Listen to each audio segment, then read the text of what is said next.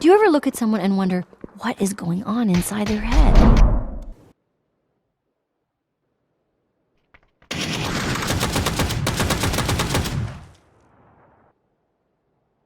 何をしてる？立てよ。 Ah, shit. Here we go again. やれやれ。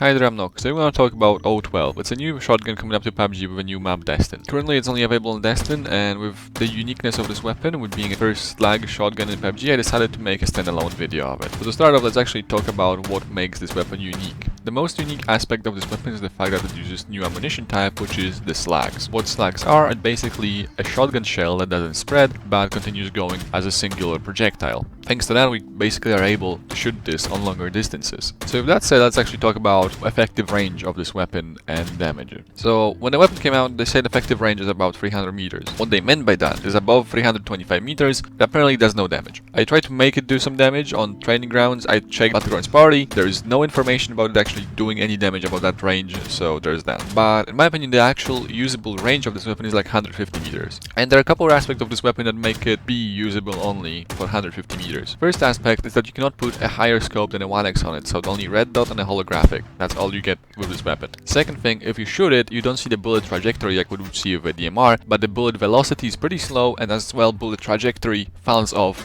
quite a bit above 150 meters. On 200 meters and 300 meters, it's like shooting a VSS, but you cannot see the bullet trajectory and you don't have a scope. Additionally, with the most common armor, which is level 2, it takes still 2 shots to kill someone, but above 50 meters, 55 meters, it actually takes 3 shots in an abdomen to kill someone, which is already a huge damage drop-off. Additionally, if you're shooting someone on 260 meters to 300 meters, it already takes 4 shots in the chest to kill someone that has a level 2 armor, which is the most common one. So if you have the other aspects of slow projectile velocity and projectile trajectory dropping off quite a bit, it's really not worth to use this weapon above 150 meters. With all that said, let's actually talk about when it's good to use this weapon, because on close range it would maybe lose to a shotgun, that's a normal 12 gauge. On longer ranges it loses to basically anything. So the good question is right now, where do you actually use this weapon? When do you want to have this weapon over anything else? And the only scenario I can think of is you pushing someone with a shotgun into a long building. Because if it's a small building, the shorter range shotgun is gonna win. You have 30 slug magazine for this shotgun, which means you have way more room for error when you're actually pushing someone. Because let's say you have a pump shotgun, you miss the 1 shot, you are dead. You have the double barrel shotgun, you missed 2 shots, you're even more dead, right? You have S12K, you miss those 5 to 8 shots, you're dead. With this shotgun you have 30 slugs, which can actually shoot someone on longer ranges, so if someone is hiding, let's say, in a longer building, you can still actually get them with this shotgun. And it is more effective than AR, because you can kill so many people with 30 slugs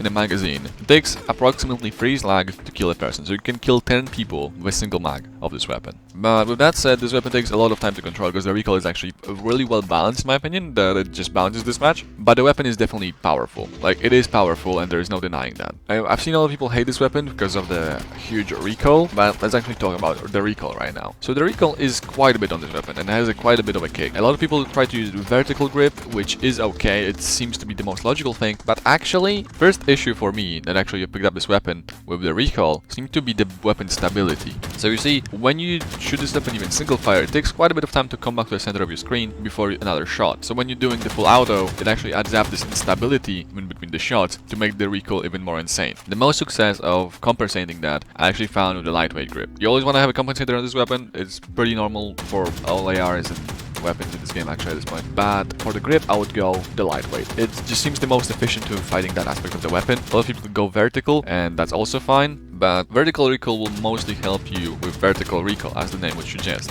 But this weapon suffers most from instability in my opinion, and lightweight is just a perfect way to comprehend that. Additionally, you could go with angle grip because it helps a lot with the horizontal recoil, but I did find it not as efficient as the lightweight grip. As for the muzzle for this weapon, you can put the typical AR muzzles, not the shotgun ones. The best one is definitely the compensator because it helps a lot with this weapon instability and the recoil control. This weapon actually produces quite a lot of fire when you shoot it, so using a flash hider or a suppressor is not that bad of an idea. It actually helps you even see more what you're shooting, but I still would go with compensator 90% of the time. When it comes to fire rates, we have 3 options: single fire, burst, and full auto. 100% of the time, you want to have it on full auto. Reason being for that is this weapon has a fairly slow fire rate, even though it's a full auto, so it's really easy to control how many shots you're actually shooting. It's still a pretty fast fire rate, but compared to other weapons, it does feel rather slow. With that said, you cannot actually go to the settings and choose the weapons to be full auto on pickup, like other weapons like ARs and SMGs, because it's the first full auto shotgun, and I guess PUBG just overlooked the feature that they have in the game already, and hopefully it will be added fairly soon. So when it's added, I do recommend to actually set this on full auto. And when it comes to the burst fire rate, I would never use it. It seems pointless. The only time you want to use bursting weapons is when you're doing quick peeks, like really quick peeks, or when you're using a weapon that doesn't have a full auto, like M16. But this weapon does have a full auto. And as for the quick peeks, its fire rate is way too slow to shoot all the free slugs on a quick peek, so you're either losing a bullet or overextending yourself and getting killed because it's not a quick peek anymore. And with full auto, you can actually do the burst of your own, so there is really no point of using the burst of this weapon. And when it comes to vehicle damage, here's all the stats from Battlegrounds.party. I won't go over every of those because there's quite a lot of different vehicles in this game, so you can just pause the video here and have a look at them. Additionally, I'll put the link to this website in the description. So to summarize, this weapon is good on short ranges, but unlike other shotguns, it's also pretty good on short medium ranges, like 150 meters. So it's a pretty versatile weapon that you can actually use with a DMR or a bolt action and still have that